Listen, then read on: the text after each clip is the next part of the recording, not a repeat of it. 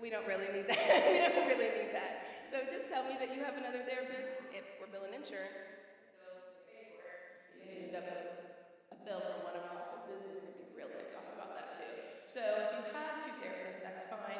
We want to normalize that. But also, when it comes to substance use, my people, places, and things or hobbies matter. So who am I around? What are they doing? Right? What is my belief in what they're doing as well? And then what are my things that I do? So the pandemic again, we're all very isolated. What are your hobbies? Do we have any hobbies? Do I like the people I live with or not? So figuring out who are my people, and then where's my connection with that so that I can be successful and maintain my recovery, what that looks like. Thank you, Kayla. Also, did you guys know there's like non-alcoholic wine? I went to a bubbly wine brunch with some friends a couple weeks ago, and it was in the middle of the day. I'm like, I have things to do, but I want to participate. So the server was like, oh yeah, we've got some sparkling rosé that's non-alcoholic. And so I poured it into a champagne glass, and I hung out with my friends, and it was great. And then I could still exist as a person the rest of the day. So that's also an option if part of drinking for you is like celebratory or is connected with the way you hang out with your friends or like happy hours and stuff. You can always, there's so many mocktails, there's so many delicious things that you can enjoy with the same ritual without the problematic effects on your body. Who's next on here? Hi, Karen. Karen. Sex therapy is a field that is often misunderstood. And I already let her know this is a sex-positive community, which is really great. And so sex therapy is a field that is often misunderstood, and yet I know as a relationship counselor and coach that sex is one of the biggest issues that comes up for couples. It's hard to figure out in a culture that simultaneously shames us about sex and makes everything sexualized. Can you give us an overview of what sex therapy is and what it can be helpful with? Thank you. So one of the biggest things as a sex therapist is the misconception that we are hands-on in our practice, and we are not. There are very strict rules about that. Sex therapy is talk therapy. It is not to be confused, and no shame for sex workers, but that's not what we do. There is a field called sexual surrogacy, but that is not a licensed professional counselor. I am a licensed professional counselor with a certification, or finishing a certification in sex therapy. So sex therapy, one of the first things that we really work on is normalizing sex. We're all humans. It is whatever is happening to your body is 99.9% of the times very normal and very common. And there is a lot of shame and stigma around what happens to you individually, what happens in your partnerships. So I do a lot of just working with people to just kind of get through I'm scared to tell my therapist that things aren't working like they used to, or that my partner and I are not connecting in a way that is satisfying for both of us. I've worked with people on their anxiety and depression or something for years, months, years, and they just so happen to be browsing my website, and can I talk to you about something else?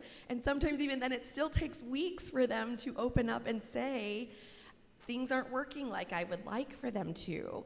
And a lot of that is the shame that we have in our society. And Amy said it beautifully. There's so much shame, but at the same time, everything is about sex. So I don't know, I'm dating myself a little bit here. The Hardee's commercials a few years ago, I mean, they were borderline vulgar. And this was like 11 a.m. TV that we're seeing this. But yet people are scared to open up to someone who should be a very safe person to talk to about all of these issues. So some of the things, once we kind of break through this stigma, some of the things that I work with clients on, people who have vaginas often have vaginismus, and their medical doctor will just say, oh, try this or try this, and it's all a very medical, biological model, when the first time I heard about vaginismus I'm like, this is anxiety. Your body is like, nope, don't want any part of this. This is uncomfortable. And it typically will kind of shut down, essentially.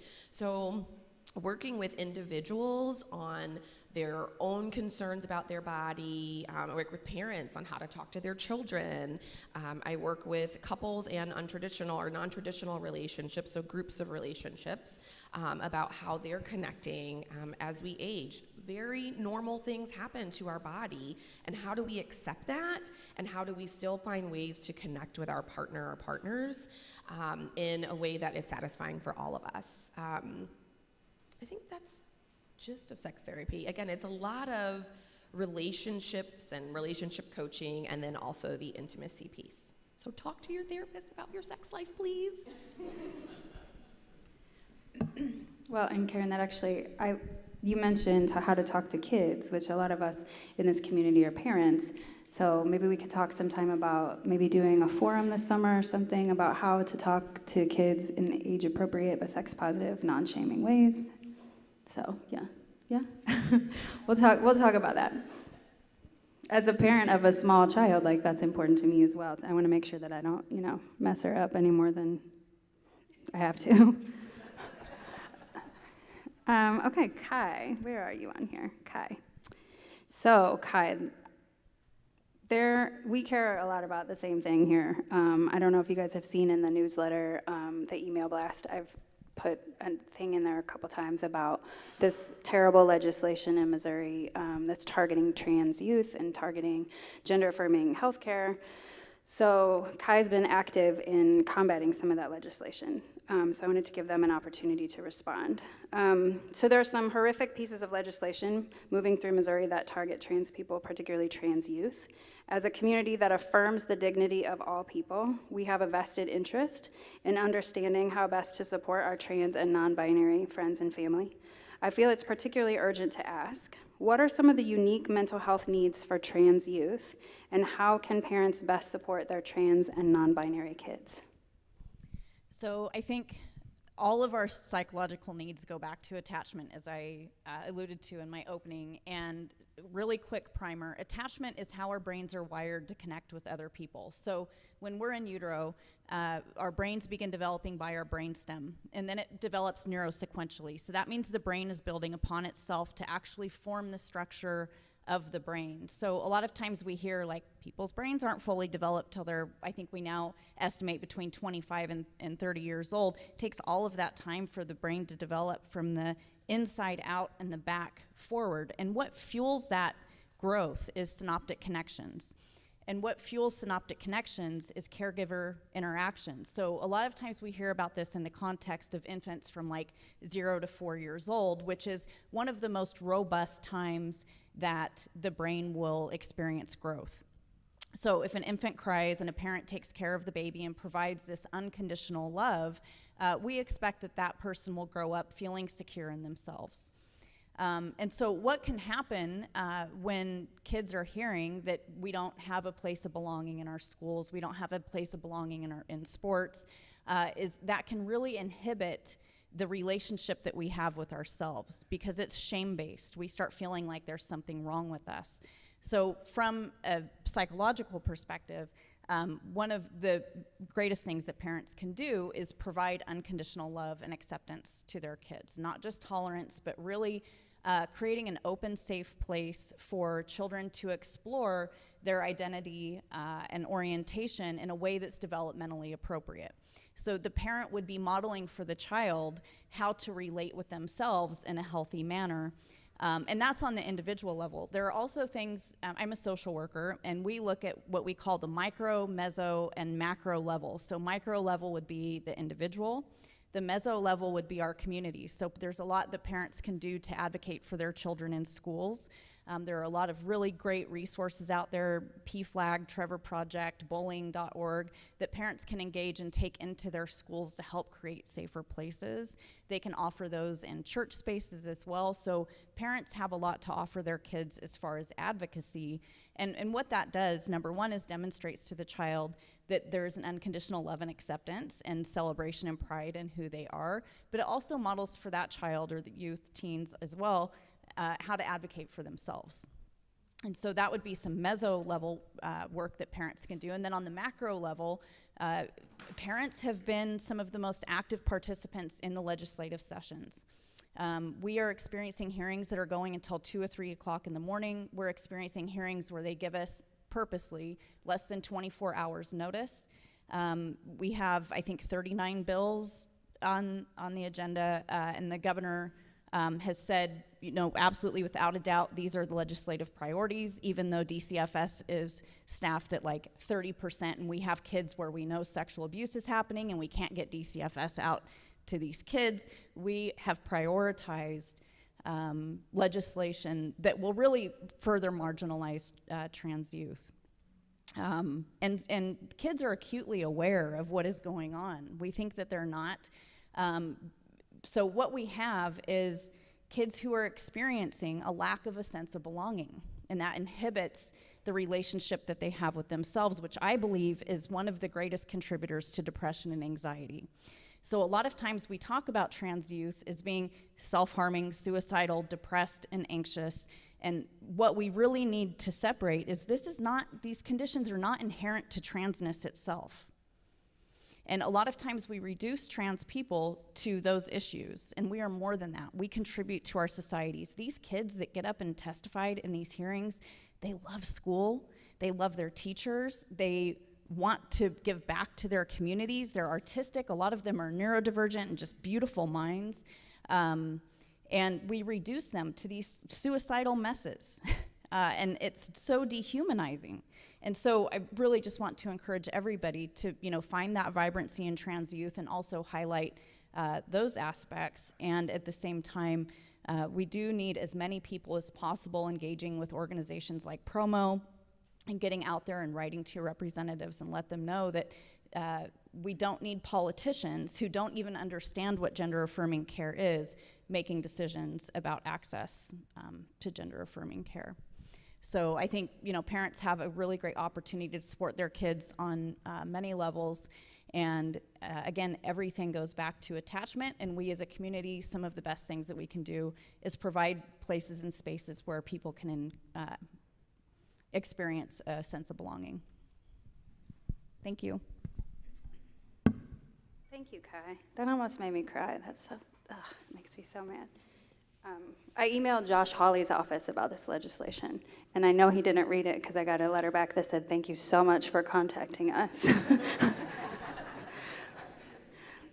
So anyway, I included Eric Schmidt and Josh Hawley's contact information, their email, their office information in that email blast a couple different times. It's in the connection as well, but just that's one tiny thing you can do is write to your legislators, but you can also get involved in other ways. Hi, Kelly. So Kelly, as a community with a great number of elders, because we are so lucky to have so many, it is particularly relevant that we have healthy strategies for coping with aging, death, and grief. The thing I've always said about grief is it is unpredictable and nonlinear, despite there may or may not be 5 stages. I don't know how about Elizabeth Kubler-Ross. Yeah, not. Right, I know, but people are like, am I in bargaining right now? Where am I? Like, I don't know, you're in the process. But beyond offering that it's unpredictable and nonlinear, I often haven't known what to offer folks as comfort. This is an area of particular interest and expertise to you. Do you have words of wisdom about grief that you could offer us? Thank you. I hope I have some words of wisdom. I think also I would like to add too that I always preface everything I talk about grief with trying to expand your thoughts to be about grief, because when we think about grief, we think about death loss. It's so much more than just death loss. If you have been rejected from your family, you're dealing with a chronic illness, if you've had a job loss, grief hits us in so many different ways. So when we're talking about grief, always try to just expand that thought, that it's so much more than that. And it's really something that we are all going to deal with in our lives every day. So I would start by just having that expansion a little bit, and then I would like to say that the first thing that and Steve already mentioned it with substance abuse and many of the other things everybody's talked about, and that's one of the best coping skills is connection.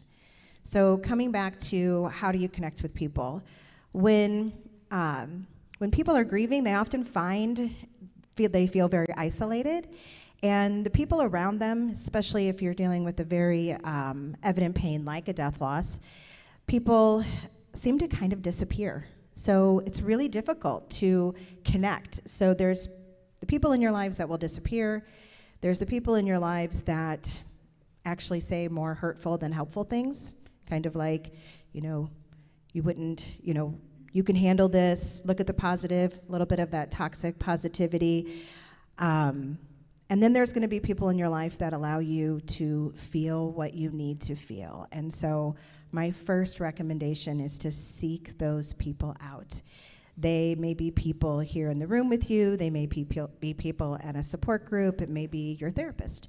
So oftentimes I think we think that the people that are in our lives, like, hey, my mom should be the most supportive person to me. She should be able to understand this. But some people are not capable of that. So we really need to step back and look at who are the people that are truly providing comfort, who can sit with me in this pain, who can sit with me and just hold me or just let me cry without trying to take it away. So first coping skill would be seeking those people that we actually have some connection with and support us in our pain. Another piece is to talk about it. And also allow yourself that self-compassionate voice. I think in therapy, what I hear most is, I shouldn't be feeling this way.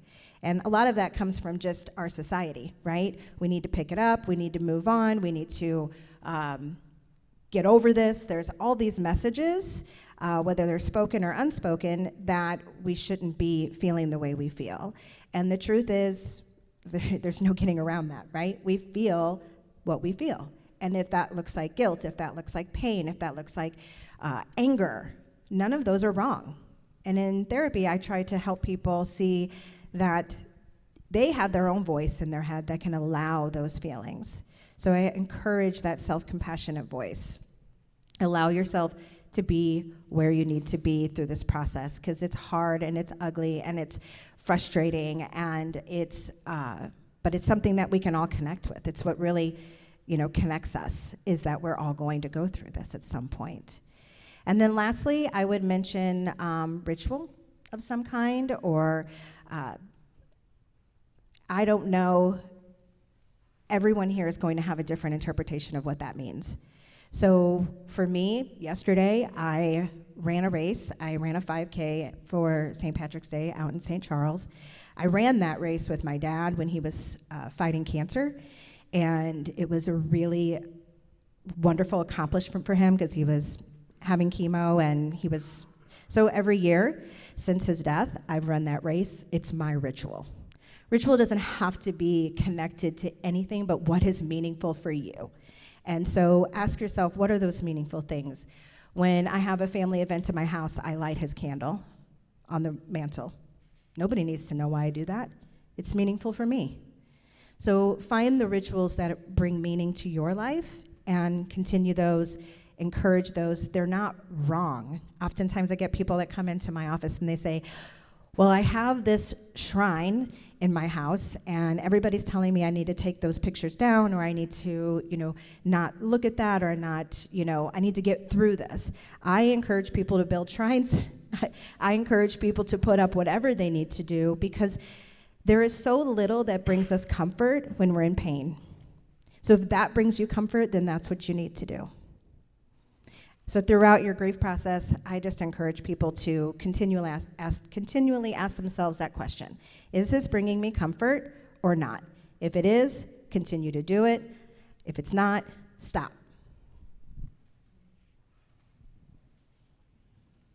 Thank you, Kelly. And Katie. Katie, your area of expertise is eating disorders, and you're always the first person I think of when I need to refer someone for treatment. That's actually true. I've been like, I don't know what I'm doing. I need your help. Because a lot of times what happens, I think you'll probably agree, is that disordered eating doesn't come out early enough.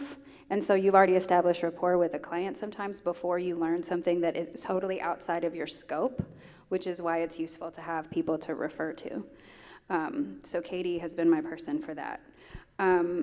I know the field is constantly changing, but what doesn't seem to change is how obsessed Americans are with bodies and appearance. I'm sure that contributes to the rampant incidence of disordered eating and dysmorphia. What are some things you would like the average person to know and understand about diet culture and disordered eating and how it all works together? Well, I'm glad you asked me this question because I'm so used to talking about eating disorders and how we treat them, and the reality is that about 10% of the population will struggle with an eating disorder in their life, but all of us live immersed in toxic diet culture, and a lot of us don't even realize that we are surrounded by it because it's a part of the fabric of our society. So I think where I'd like to start is just reminding everybody, and if you don't know this, that's okay, that diet culture has been a part of our society from the beginning. In fact, it's been integrated in religious practices from the beginning, and it's also very rooted in racist notions, racist history.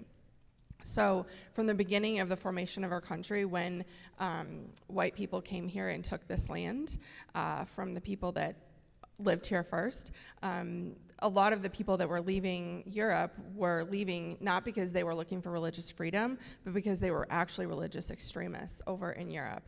And back in Europe, they were already fixating on diet culture, and it was integrated in medicine and in religion. The three things were together. And it was a fixation on purity, which we still see today.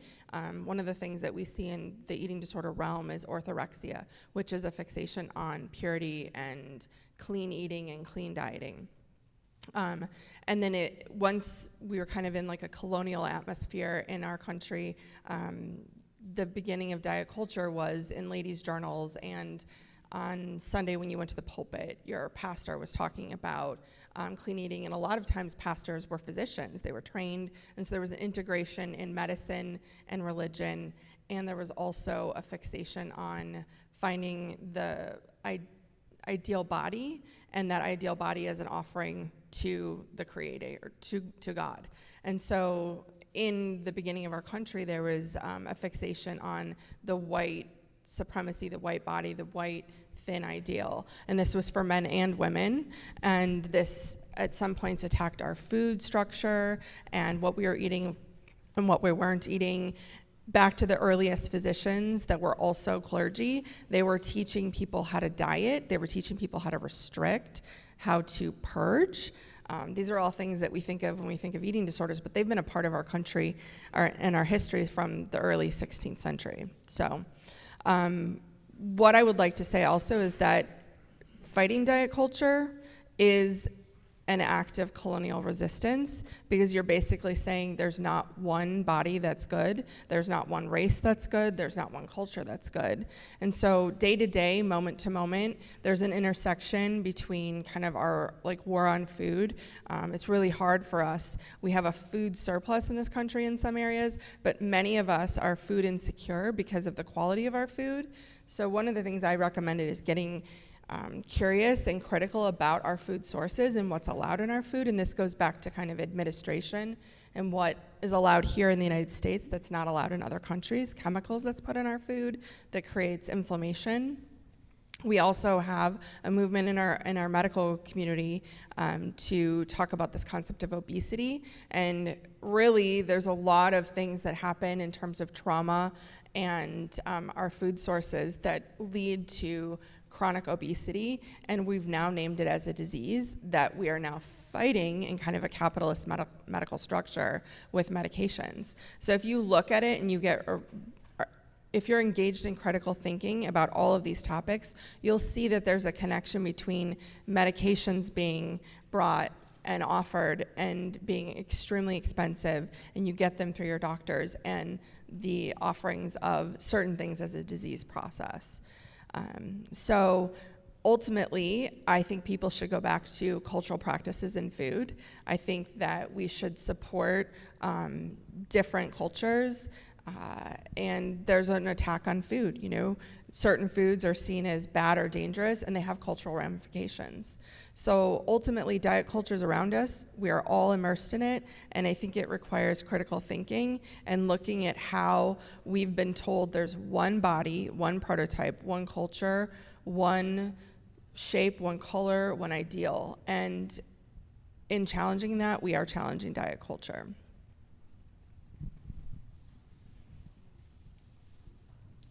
I'm trying to check the time. I'm like, we did good. We did good, guys. You guys, and I didn't even give them like any like, you must keep it 3 to 5 minutes. So you guys just did that really well. Thank you. And thank you to everyone on our panel for this. Gina will give more instructions in a moment, but we will.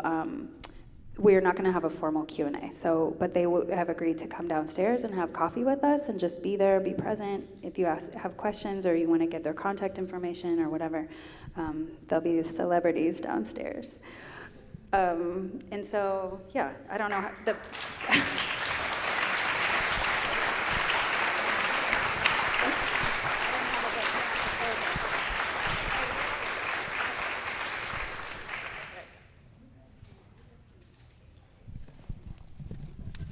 That was great.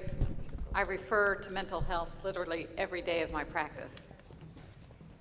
Our platform is running a little long, so if you need to go downstairs to get your kids from Seek, please do so.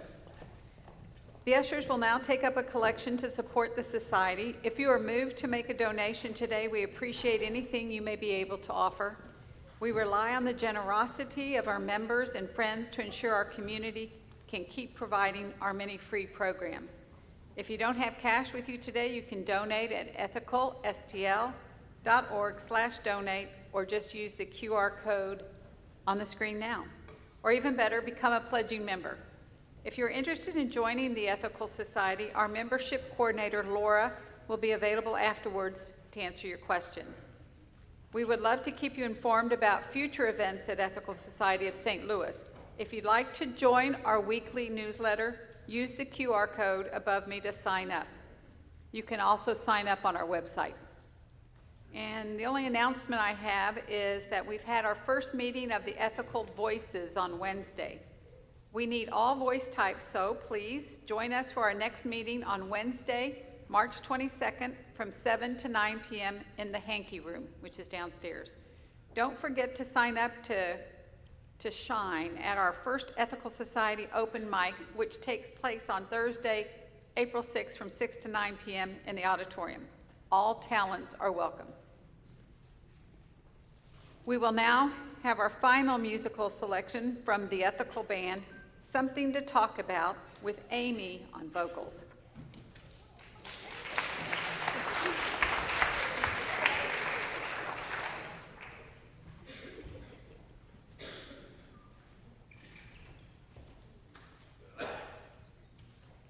I have my emotional support tea, per usual.